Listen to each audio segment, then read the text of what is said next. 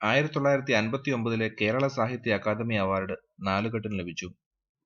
1996 നല്ല സീരിയലിനുള്ള കേരള സംസ്ഥാന ടെലിവിഷൻ അവാർഡും നാലുകെട്ടിന് ലഭിച്ചു. വളരും, വളർന്നു വലിയ ആളാവും, കൈകൾക്ക് നല്ല കരുത്തുണ്ടാകും. അന്നാരെയും ഭയപ്പെടേണ്ടതില്ല. തല ഉയർത്തി പിടിച്ചുകൊണ്ട് നിൽക്കും. ആരടാ എന്ന് ചോദിച്ചാൽ പരുങ്ങാതെ ഉറച്ച സ്വരത്തിൽ പറയാം, ഞാനാണ് കോന്തുണ്ണി നായരുടെ മകൻ അപ്പുണ്ണി. അവൻ പുറത്തേക്ക് നോക്കി. വെയിൽ തീരെ മാഞ്ഞു കഴിഞ്ഞു. ഇരുട്ട് വന്നു കയറിയിട്ടില്ല. മാനം കറുത്തു നിൽക്കുന്നു. ഇരുട്ടായാൽ ഇരുവശത്തും കൈതക്കാടുകൾ വളരുന്ന ആ ഇടവഴിയിലൂടെ പോകാൻ ഇത്തിരി ഭയമുണ്ട്.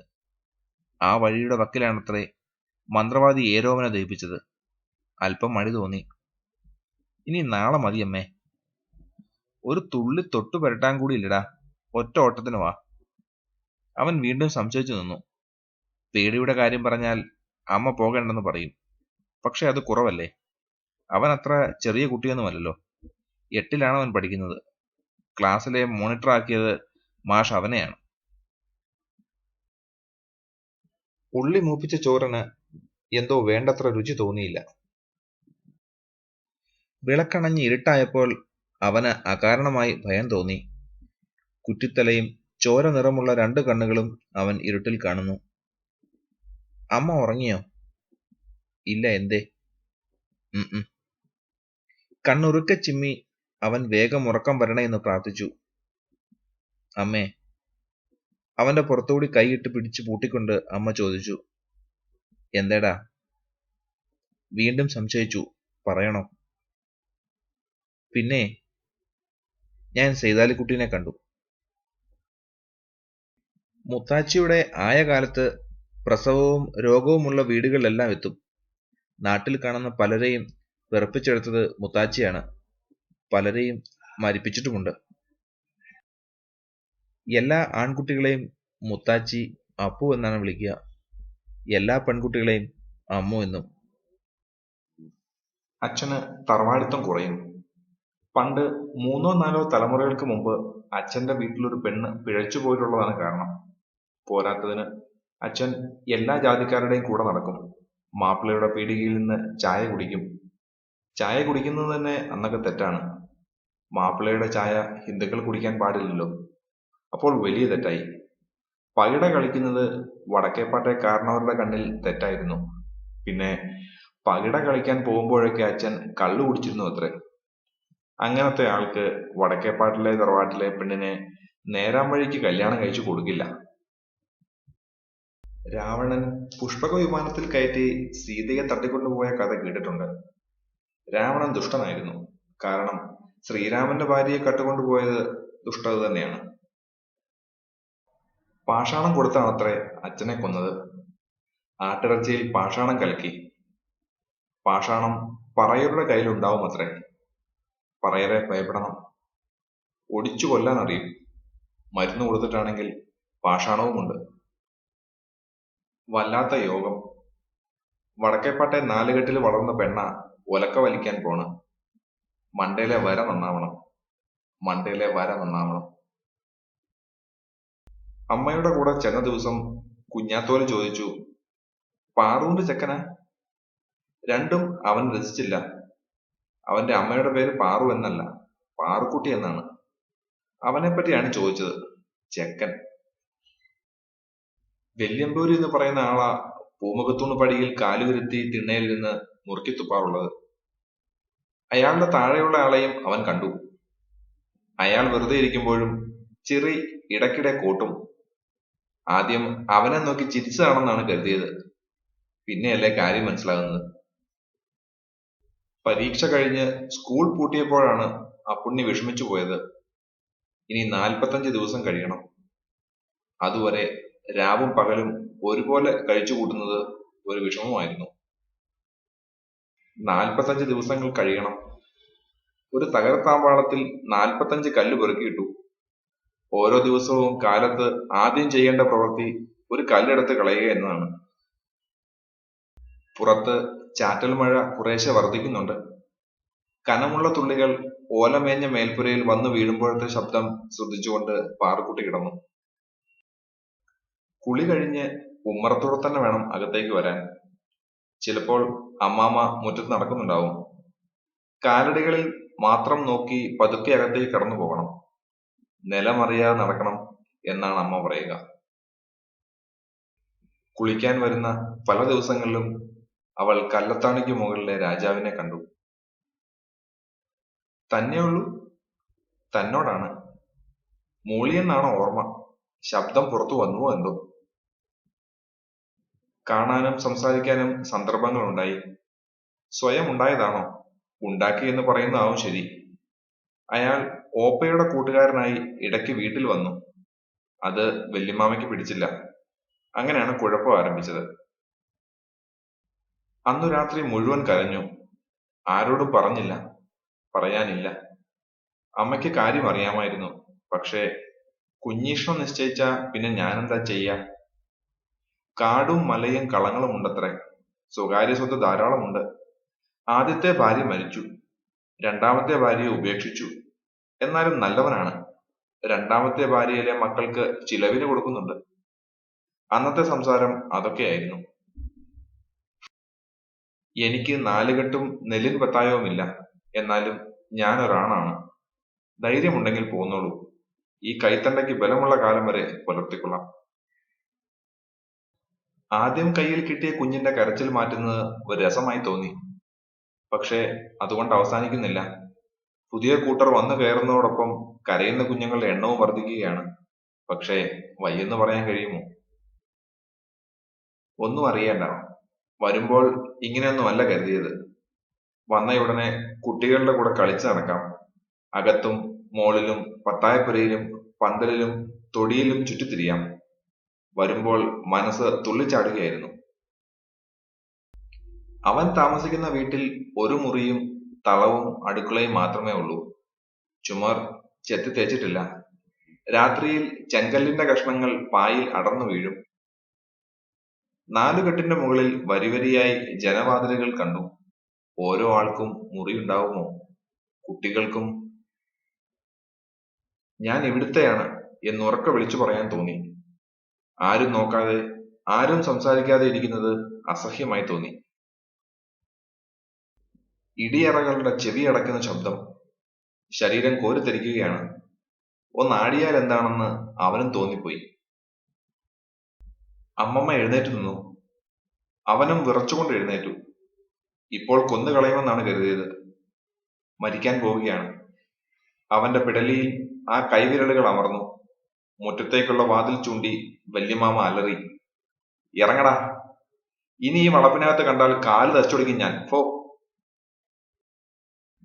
ആട്ടി ഓടിക്കുകയാണ് ചെയ്തത്. പുഴുത്ത പട്ടിയെപ്പോലെ ആട്ടി ഓടിച്ചു.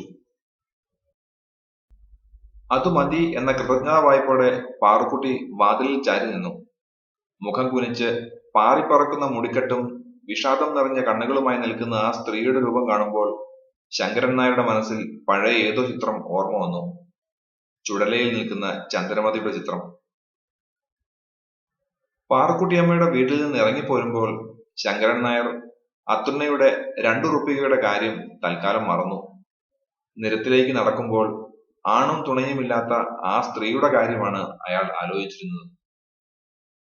എന്നാലും അവർക്ക് തറവാടിത്തമുണ്ട്. പിച്ച തെണ്ടിയാലും അത് പോവില്ല. അതവരെ കണ്ടാൽ അറിയാം. എരപ്പൻ, ഒരു ബ്രാഹ്മണനല്ലേ? ഇത്രയൊക്കെ നേരും നെറിയും വേണം. രാവിലെ ആയാൽ ചെല്ലവും തുറന്നു വെച്ച് ചിറിയും കോട്ടി ഉമ്മറത്തെ പടിത്തന്നെ വന്നിരിക്കും. കണ്ണെപ്പോഴും പരമ്പ് മടക്കുകയും നെല്ല് ചിക്കുകയും ചെയ്യുന്ന പെണ്ണുങ്ങളുടെ മേലാണ്. മുമ്പ് ഇല്ലത്ത് പാർത്തിരുന്ന കായിക്കോലിന്റെ കുട്ടിക്ക് ചിറികോടലുണ്ടത്രേ. അമ്മയും ജ്യേഷ്ഠത്തിമാരും ആങ്ങളയും അമ്മാവനും ഒക്കെ ഉണ്ട്. 2 നാഴിക ദൂരമേ ഉള്ളൂ വടക്കേപ്പാട്ടെ തറവാട്ടിൽ നിന്ന് അവിടേക്ക്. പക്ഷേ 2 നാഴിക എത്ര വലിയ ദൂരമാണ് അവർക്കിടയിൽ ഉണ്ടാക്കിയിരിക്കുന്നതെന്ന് അയാൾ അത്ഭുതപ്പെട്ടു പോയി. അവരുടെ തറവാടിനെ അപമാനിച്ചുവെന്ന്. വിശേഷിച്ച് ജോലി ഒന്നുമില്ലാത്തവരുടെ താവളമാണ് ആ പീടിക. ആരെയെങ്കിലും കുറെ പരിഹസിക്കുക, ചന്തയ്ക്ക് പോയവരോ ആസ്പത്രിക്ക് പോയവരോ കൊണ്ടുവരുന്ന ലോക വാർത്തകൾ കുറെ നുണയം ചേർത്ത് വിതരണം ചെയ്യുക, ഇതൊക്കെയാണ് അവിടെ വന്നുകൂടുന്നവരുടെ പരിപാടി.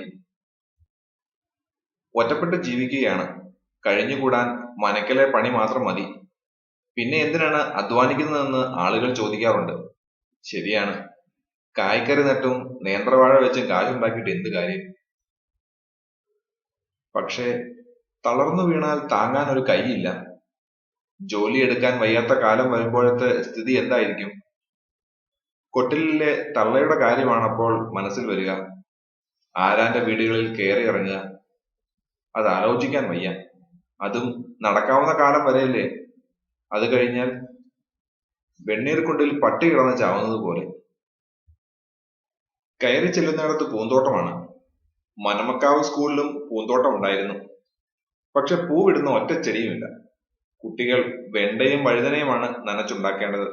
കായ്ച്ചാൽ മാസ്റ്റർമാർ പൊട്ടിച്ച് കടലാസിൽ പൊതിഞ്ഞു കൊണ്ടുപോകും. തോട്ടപ്പണിക്ക് ഒരു പീരീഡ് ഉണ്ട്. അതെന്താണോ അങ്ങനെ? അപ്പുണ്ണി വിഷമിച്ചു പോയി. ഒന്നും മിണ്ടാതെ കാളവർണ്ണന കേട്ടാൽ മതിയായിരുന്നു. കഴിയുന്നിടത്തോളം മറ്റു കുട്ടികളിൽ നിന്ന് അകന്നു നിൽക്കാൻ ആഗ്രഹിച്ചു. അവൻ ഇല്ലത്തെ പണിക്കാരിയുടെ മകനാണ്. വലിയ വീടില്ല, പണമില്ല. 2 ജോഡി ഉടുപ്പുകളെ അവനുള്ളൂ. അത് തന്നെ മാറി മാറി ഇടുന്നു. വേണ്ടത്ര പുസ്തകങ്ങളില്ല. കണക്ക് ചെയ്യാൻ വലിയൊരു ബൗണ്ട് കൂടിയില്ല.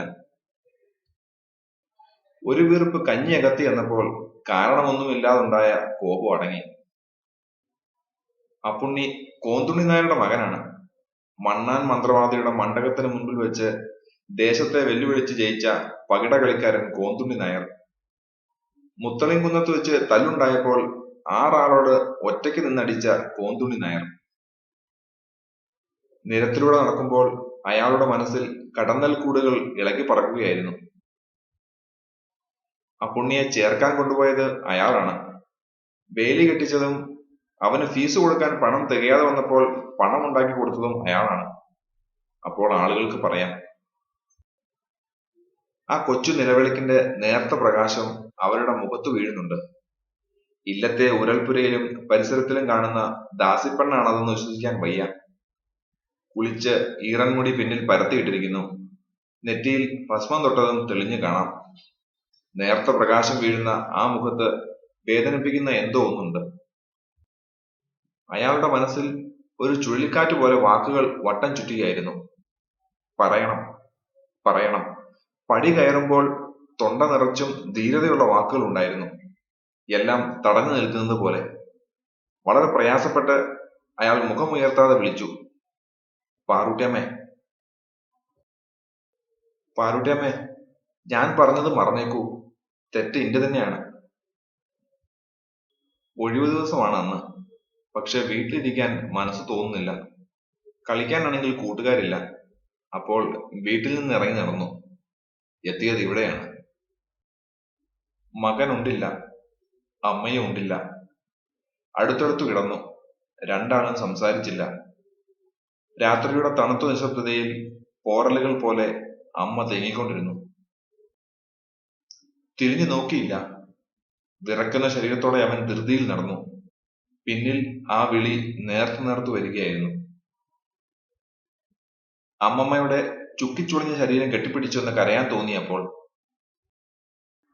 ഒരു കൊല്ലം കഴിഞ്ഞ പോലെയാണ് ഒരു പകൽ കടന്നപ്പോൾ തോന്നിയത്. അപ്പോൾ വീണ്ടും മാളുവിന്റെ കാര്യം ഓർത്തു.